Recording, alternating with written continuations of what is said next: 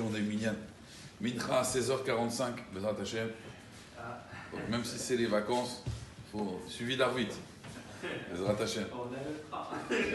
À 18h, non? Alors, Rabotai, juste un petit mot sur la paracha qui arrive, Vaïri, parachat Vaïri. On sait que tous les vendredis soirs, dans l'Am Israël, on a le minag de bénir son fils et ses filles. Mais la bénédiction des garçons, c'est la bénédiction qui est marquée dans notre paracha. D'accord? On les bénit d'être comme Ephraim, Véri, Ménaché, et comme Ménaché, Ephraim et Ménaché. Alors, il y a plusieurs commentaires. Pourquoi Bémet, Ephraim et Ménaché? Pourquoi pas comme Abraham, Yitzhak et Yaakov? Comme les Avot? Pourquoi comme Ephraim et Ménaché? Comme, je sais pas, comme Moshe Rabbeinu? Pourquoi on a gardé cette bracha-là comme Ephraim et Ménaché? Alors, il y a une première réponse, les Mefarshim ils disent parce que c'est les deux enfants qui sont grandis en Chutz La'aretz. Ils n'ont pas grandi en Eretz Israël, eux, ils ont grandi en Égypte. Et malgré tout, ils sont restés tzaddik. Ça veut dire qu'ils sont restés tzaddik, Be'ervat Haaretz, dans un pays qui était impur. Donc ça, c'est qu'Ephraim, Véchi Ménaché, parce que Bémet, c'est une grandeur de rester tzaddik, même à Marseille. Maintenant, deuxième explication, pourquoi qu'Ephraim, Véchi Ménaché?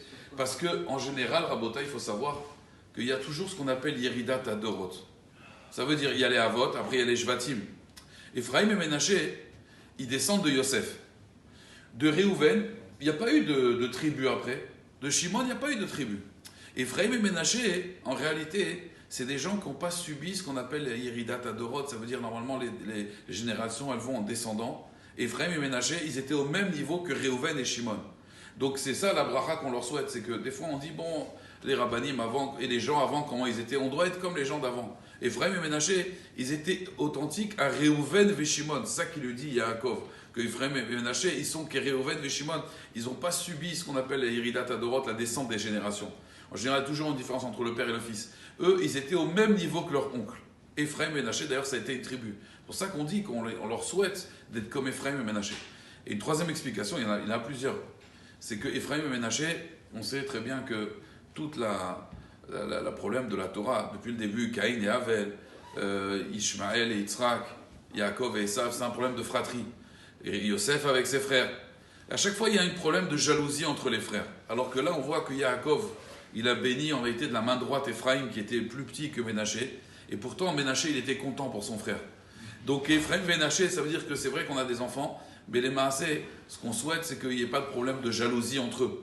Et donc Ephraim et Ménaché, malgré qu'il y aurait pu avoir une jalousie, puisque Ménaché était plus grand qu'Ephraim, malgré tout, ils n'ont pas subi ça.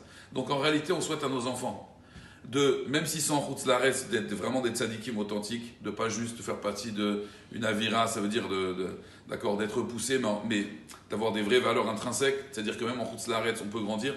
On leur souhaite aussi de ne pas avoir une Yeridat Adorot, de nous ressembler finalement et de ne pas descendre dans les générations, et surtout qu'ils ne soient jamais jaloux l'un envers l'autre. Et ça, c'est que grâce au Kohar Torah. Quand quelqu'un a Kohar Torah, alors il comprend qu'en réalité, il faut s'élever spirituellement, qu'il y a Olam Haba et qu'on n'a pas le temps de s'occuper de ces choses-là. Toujours,